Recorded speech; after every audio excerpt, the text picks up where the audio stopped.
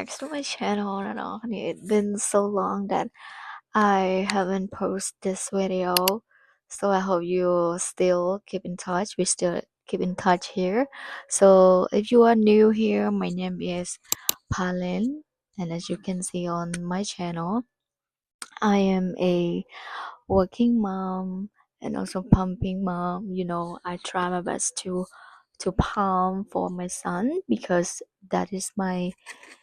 youngest son. I don't plan to have another baby. So this YouTube channel, I try to capture every moment for my son and also my daughter because they are growing so fast. Even though I am growing old, I hope that can help you to you wants to be the a pumping mom because I also have the experience of that for like I think 1 years. Yeah, so I think that's enough for sharing, right? For sharing because I've experienced pumping and also I do pumping at work and also there's a lot of stuff that I'm going to share it on my YouTube channel. You can go and check it out. And without further ado, let's jump into the video. So in that video is kind of video ដែលតែខ្ញុំថតទុកនៅពេលដែលខ្ញុំចេញពីធ្វើការសកម្មភាពអីខ្លះដែលខ្ញុំធ្វើក្រៅពីខ្ញុំចេញពីធ្វើការហ្នឹង It's like the habits that I usually do after work as a working mom and also pumping mom. Like how can I balance my life as a working mom and also pumping mom. So I hope you will like this video and keep watching until the end.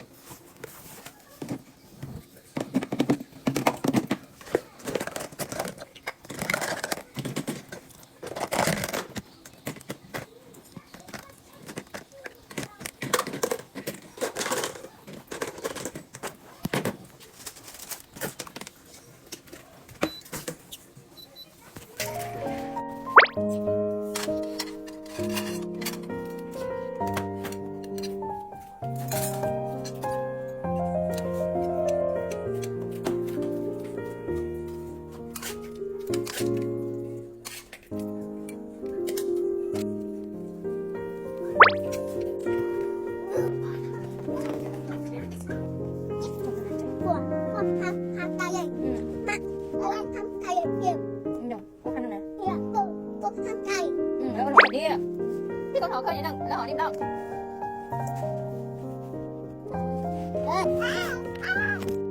Đi.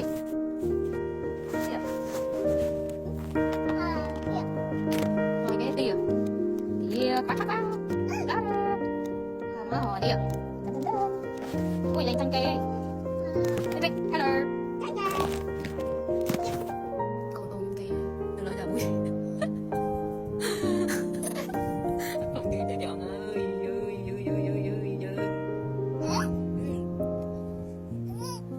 Không cây đi.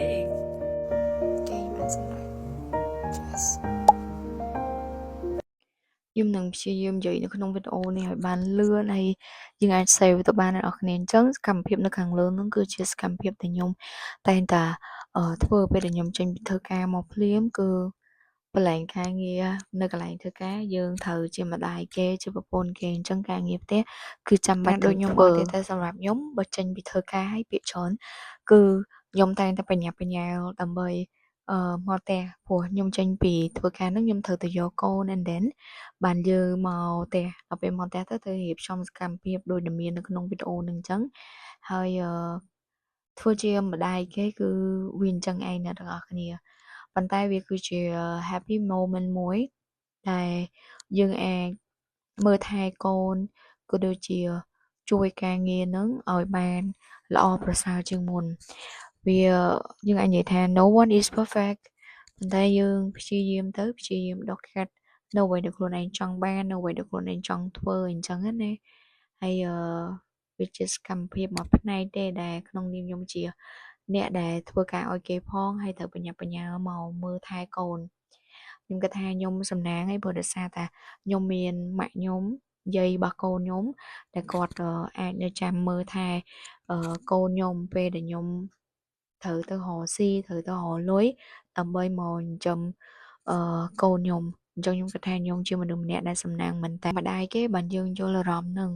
គឺថាពេលដែលត្រូវទៅធ្វើការទៅយើងអាចគិតអីផ្សេងទេអ្នកទាំងអស់គ្នាក្រៅពីយើងព្យាយាម focus ទៅលើការងារធ្វើមិនឲ្យការងារយើងនឹងបានល្អប្រសើរឥឡូវហ្នឹងគឺម៉ោង8កន្លះហើយអ្នកទាំងអស់គ្នាហើយកូនខ្ញុំក៏គាត់គេងដែរហើយថ្ងៃនេះដែរគឺដោយសារតែគ្រួសារខ្ញុំគឺគាត់អត់នៅទេគាត់ត្រូវទៅប្រចាំការធ្វើការងារនៅក្រៅអញ្ចឹង that's only me ដែលធ្វើការមើលកូនជាការងារដែលអត់បានប្រាក់ចំណូលទេហើយហត់ទៀតអ្នកនរគ្នាអញ្ចឹងហ្នឹងហើយខ្ញុំសង្ឃឹមថាអ្នកនរគ្នាពេញចិត្តដែលខាងនៅវីដេអូខ្ញុំនឹង post វានៅលើ YouTube ដែរ you guys can go and check it out ព្រោះវាគឺជាកន្លែងមួយដែលខ្ញុំដកស្រង់ជីវិតរបស់ខ្ញុំបង្ហាញជីវិតខ្ញុំនៅលើ platform ហ្នឹងតម្រាំតែមានដល់ពេលនេះគឺវាមិនស្រួលប្រហែលដែរអ្នកនរគ្នាYouTube គឺខ្ញុំចូលចិត្តតាំងពីដើមមកព្រោះអាសាមើលអីអញ្ចឹងវាដូចជាគ្រូទី3អញ្ចឹងអ្នកនរគ្នាព្រោះនៅពេលណាអត់ចេះអីភាគច្រើនទៅរក YouTube ទៅរក Google ហ្នឹងឯងហើយឥឡូវយើងទៅមើល YouTube ហ្នឹងទៅអ្នកនរគ្នាចង់ដឹងថា YouTube ក្នុង YouTube channel ខ្ញុំមានអីគេខ្លះអញ្ចឹង you guys can go and check it out as well ហើយឥឡូវហ្នឹងដោយសារតែរៀងហត់ដែរខ្ញុំគិតថា I am going to stop it here and thank you so much for watching and don't forget to subscribe from my channel កូនខ្ញុំបើវាបង yeah so I see you guys in the next video peace bye